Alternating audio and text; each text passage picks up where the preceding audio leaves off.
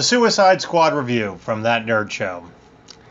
I wish that I could say this movie is better than it really is, but that's not true. As much as I like The Suicide Squad and was looking forward to this film, I feel disappointed walking out of the theater. I feel like I wasted a full-price movie ticket just to see, DC characters that I really like, when this movie really should have just been, a $5 matinee, to pass an afternoon, to pass the time away for an afternoon. So let's get to the crux of this movie. It's great that there is a Suicide Squad movie. I'm not denying that. Not at all. Probably the bright spot, actually there are two bright spots that really make this film. Viola Davis really owns the character Amanda Waller, and she is fantastic. She probably is the best version of Amanda Waller that I've seen.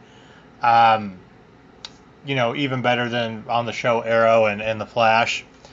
And of course, Margot Robbie playing Harley Quinn. It's the first time we've seen a real-life Harley Quinn on the screen, and I have to say, she did a fantastic job. I would give her a perfect 10 just as Harley Quinn. Granted, she doesn't wear the traditional Harley Quinn uniform. She has a mashup of, the Joker dressed as Debbie Harry. But it does work for the film, and for Harley Quinn fans, I think they should be very pleased. But everything else was average or below average. I will admit, as much as I hated the idea of Will Smith, being Deadshot, he was actually really good. He really did surprise me. But the film, like the theatrical version of Batman vs. Superman, is choppy at best. You try to spend your time setting up who the Suicide Squad is, their backstories, and they did okay with that, but I would have spent at least another 15 minutes really getting into each character and what happened instead of these little choppy flashback, moments. It was cool to have the Flash and the Batman both in there, capturing these villains. And then when they're finally brought together, and when you first see them, in prison dealing with the guards, that was pretty good. But that's really about the highlight of everything. I mean, the scenes with Margot Robbie and Jared Leto as the Joker and Harley Quinn were probably some of the better scenes throughout the entire movie. Jared Leto is not my favorite Joker. Jack Nicholson always will be. And Heath Ledger did an absolute amazing job. But and I don't think Jared Leto can top both of them as being the Joker. But I definitely think he is a good version of the Joker, because he's the Jason Todd version, and he does own it. He's creepy, he's sadistic, he's funny. His outfits are not necessarily clownish. It is kind of modern gangster and all that. He, with his gold teeth, his look and his sadistic nature as the Joker, it works for the look. So that is a very good thing that they did in this movie, I will admit. But the rest of the movie is just, your average action movie with superheroes, not a lot of drama building up to stuff, just kind of very choppy. Again, I felt like I was watching a movie version with DC characters of, Call of Duty's Modern Warfare 3. As they're basically trying to take back New York. And as much as I like the Enchantress as a character, I mean, we have to talk about casting, as we've already mentioned before. Margot Robbie was perfect. Will Smith did a fantastic job. I love Jai Courtney as Captain Boomerang. He was pretty funny, and it was great to see him actually be able to use a natural accent instead of him having to try to pull off an American accent. But the rest, it was not believable. Jay Hernandez as Diablo. Not that he really had to do a whole lot in the entire movie, but have tattoos on his face and have fire come out of his hands. Maybe I'm really more indifferent to him you know, playing Diablo, but it just didn't do anything for me. My biggest disappointment really comes from Joe Klingman playing Colonel, Flag, and I'm not a fan of him as an actor anyway. He kind of, I'm not saying he's as bad as Channing Tatum in nerd movies. I wouldn't quite go that far. But he sounds like he should be more of a gangster than anything else. There's just nothing believable from his performances. And him playing Flag, you need to get a more, what's the word I'm looking for? Probably a more manly, more kind of macho, something that's believable as, a tried and true soldier. You know what? A Clint Eastwood from Heartbreak Ridge type character. That's who Flag needs to be. Okay? This just did not. Actually, well, yeah, we'll leave it at Clint Eastwood. Let's leave that comparison in your minds as we're talking. We'll stay a little old school. Cara Delevingne, she just was totally wasted as Enchantress. I know she looks good. I know she did a great job in Paper Towns. But I'm not saying that she's a bad actress. I don't want the audience to think that. But it's just her character was, entirely wasted. I mean, they basically could have put anybody in makeup and it would have been okay. I mean, you have these few scenes with her as June, and that's really about it. And they're wasted. That's the only way that I can describe it. Because they're not drawn out. You get just enough to show who she is, that she's scared. She doesn't like calling up, the Enchantress. But, that's really it. I mean, that's it. You could have put any good-looking actress in that role, and it would have been just fine.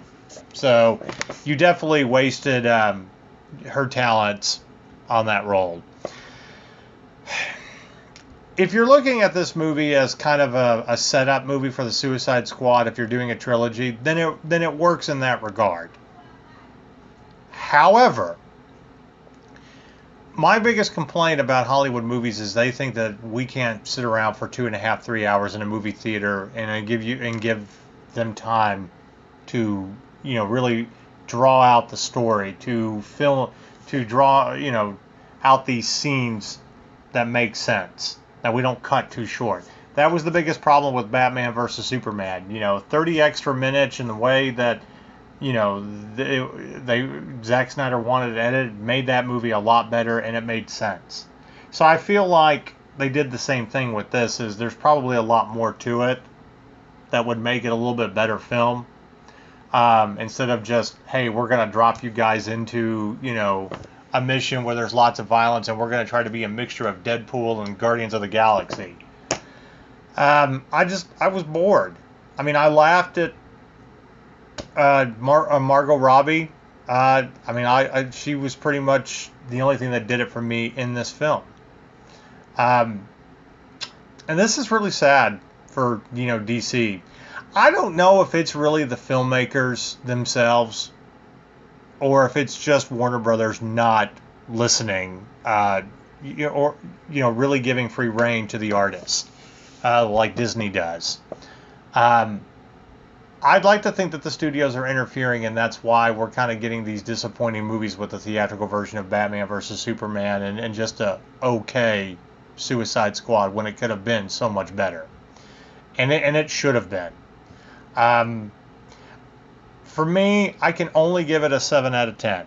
And it's a very generous 7. I don't think it's as bad as what everybody else is saying about the movie, like other critics and other outlets. I certainly wouldn't give it a mediocre score like IGN. Because, I will watch this movie again. But I will give it a generous 7 in saying that it is okay, but don't pay for a full price movie ticket. Go see a matinee. Or hell, wait till, when it hits the dollar theater in your town and you're anxious for, a DC movie before Wonder Woman next year. I'd like to think that DC is going to have these few misses is just kind of, trying to set up the entire, universe with Justice League and everything else.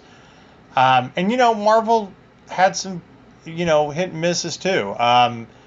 The first Captain America movie was not as good as the second one, but you had to kind of introduce everything that was going to fit within this, Avenger universe. And that's kind of what I think that they're doing, that, with Suicide Squad, Batman versus Superman. It's all about Justice League and putting everybody together. But, you got to give me something. You can't leave me disappointed. And for me, I am a diehard DC fan. I love DC more than I do Marvel. So maybe the old argument that we've had at that nerd show, is going to keep ringing true. DC belongs in TV and not movies. And again, that's a shame because I can't wait for a Justice League movie. And, I want to see more of the Suicide Squad, but I don't want to be disappointed by it. So at least you got a few things to make this movie worth watching and worth watching again. Margot Robbie, fantastic, crazy. She owned it. She should be praised. She'll never be nominated for a real Oscar, but when it comes to nerd Oscars, you got Best Actress. So it tells me that you read the source material. You did some research and understood what she was supposed to be. Okay, and it totally works throughout the entire film. However, one little small complaint: all the banter between her and Will Smith and Deadshot. I think that was just leftover dialogue from the movie Focus. Not that Focus was a bad movie. It's like, okay, we're focusing a little too much on this. Can I get back to, Harley Quinn being batshit crazy? So I hope that there's a director's cut with at least an extra, 20 minutes that will help this film. But if not, at least give Suicide Squad one more chance to see if you can make a second movie better than the first. And you know what? I think if you recast some of these people, like, Flag, it would probably make it better. We talk about it all the time. It comes down to the right casting. And sometimes we are surprised. Ben Affleck as Batman. We were all surprised by that, about how good he really was, or is as Batman. We weren't with Jesse Eisenberg as Lex Luthor, and I'm not wrong when it comes to, the casting of Rick Flag. I'm just not. So you may disagree with me, but I'm not wrong on this. And I know other nerds will agree with me. So in this long, review that I've given you, and I'm sorry that you had to listen to kind of a disappointing review because I should be more excited about this film. But it's the only reason this is disappointing is because the movie's disappointing, hands down. But my honest opinion, it's a very generous 7 out of 10. It is only okay, and I cannot rate it any higher. In fact, the free Joker keychain that I got to go see the movie was a lot better than actually seeing the movie. So there you have it.